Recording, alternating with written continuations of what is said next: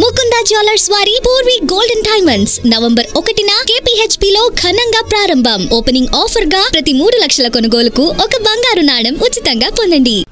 జూబ్లీహిల్స్ ఉప ఎన్నిక ప్రచారం ఊపందుకుంది.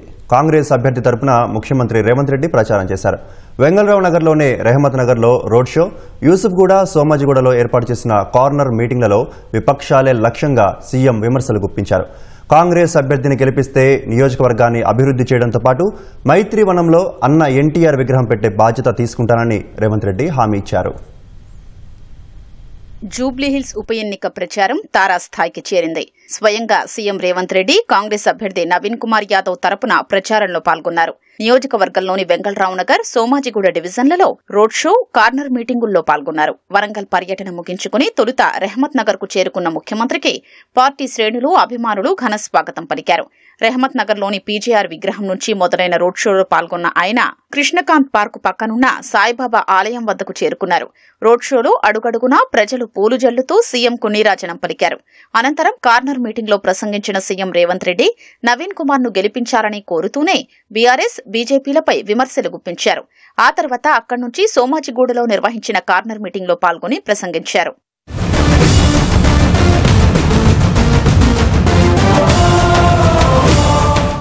సానుభూతితో గెలవాలని బీఆర్ఎస్ చూస్తోందని విమర్శించిన సీఎం రేవంత్ 2007లో పీజీఆర్ చనిపోతే ఆయన కుటుంబాన్ని ఏకగ్రీవం చెయ్యాలంటే చేయకుండా అభ్యర్థిని నిలబెట్టిందని గుర్తు చేశారు. అలాంటి దుష్ట సంప్రదాయాలకు తెరతీసిన బీఆర్ఎస్ కు ఈ ఉప ఎన్నికలో సానుభూతి ఓట్లు అడిగే హక్కుందా అని ప్రశ్నించారు.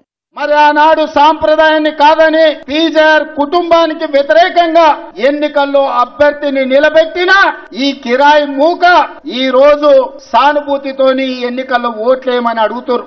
ఈ హైదరాబాద్ నగర అభివృద్ధి కోసం, ఈనాడు అక్కడ కట్టిన హైటెక్ సిటీ కోసం సర్వం వడ్డిన పీజేఆర్ మీదనే అభ్యర్థి పెట్టిన మీకు ఈనాడు ఉప ఎన్నికల్లో సానుభూతి ఓట్లు అడిగే హక్కు మీకున్నదా అని నేను అడుగుతున్నా. టీఆర్ఎస్ ఓటేస్తారంటే ఇవాళ మీ పిల్లలకు పెడుతున్న పువ్వ సన్న బియ్యం రద్దయితాయి, పేదోళ్లకు 200 యూనిట్లు ఉచిత కరెంటు రద్దయితది.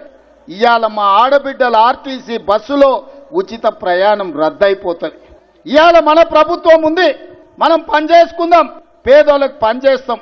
3 సార్లు గెలిచినప్పుడు ఈ ప్రాంతానికి మేలు జరగనప్పుడు రేపు 4వ సారి గెలిచి ఈ ప్రాంతానికి మేలు జరుగుతుందా మీరు ఆలోచన చెయ్యండి. బీజేపీ, బీఆర్ఎస్ పార్టీలది ఫెవికాల్ బంధమని ముఖ్యమంత్రి రేవంత్ రెడ్డి ఆరోపించారు. హైదరాబాద్ ను అభివృద్ధి చేస్తున్న కాంగ్రెస్ కు మంచి పేరు వస్తోందన్న కుట్రతో 2 పార్టీలు కలిసి అడ్డుకుంటున్నాయని దుయ్యబట్టారు. అజారుద్దీన్ కు మంత్రి పదవి ఇస్తే బీఆర్ఎస్, బీజేపీకి ఎందుకు అంత కళ్లమంట అని రేవంత్ రెడ్డి ఆక్షేపించారు. నవీన్ కుమార్ ను గెలిపిస్తే నియోజకవర్గ అభివృద్ధి అంటే ఏంటో చేసి చూపిస్తానన్న సీఎం మైత్రివనంలో ఎన్టీఆర్ విగ్రహాన్ని ఆవిష్కరిస్తానని హామీ ఇచ్చారు.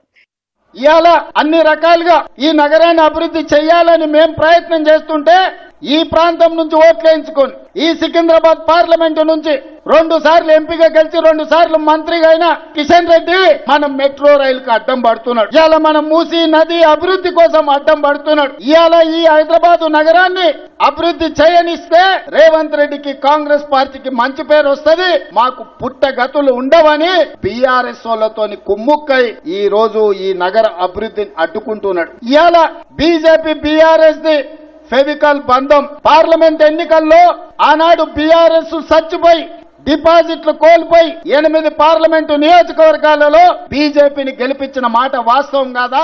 ఇవాళ రాత్రి బోరబండ, ఎర్రగడ్డలో నిర్వహించే ప్రచారంలో ముఖ్యమంత్రి రేవంత్ రెడ్డి పాల్గొనున్నారు.